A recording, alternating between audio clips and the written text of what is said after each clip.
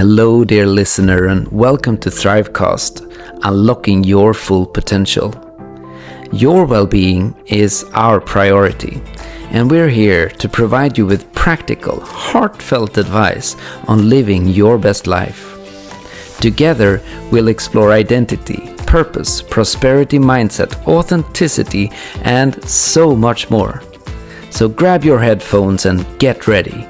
Your journey starts now.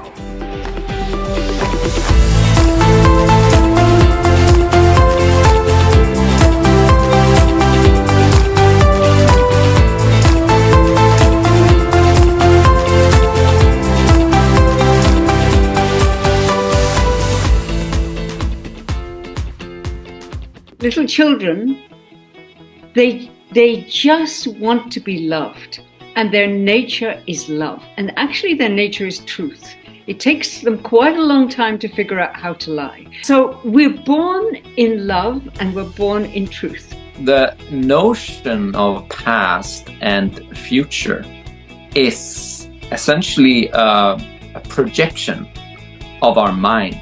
You have a projection in your past, which is your memories, and you have your projections of the future, which are your expectations. We've learned to think in a futuristic projection kind of way, and which means that our joy is in the future, which causes obviously stress. That there's a field around us that we as human beings are tapping into, right? The collective field of the country is felt, right? Especially on these situations, for instance, in Sweden with the commuter train or the subway or whatever, there's an underlying code of ethics that is somehow perpetuated in this type of field. Well, why do I have to agree with the ethics of that field?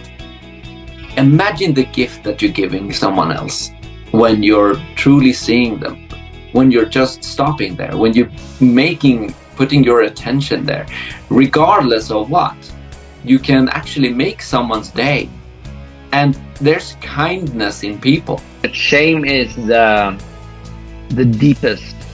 deepest separation of emotion we can ever feel. Because shame is essentially when you're saying to yourself that I'm not worthy of love, which also means that you're not worthy of the Creator's love. So you're separating yourself from Source. And the deepest shame we have is actually spiritual shame. The fact that we've denied who we are, we've denied our divinity, we've denied our not religion, because it's nothing really to do with religion.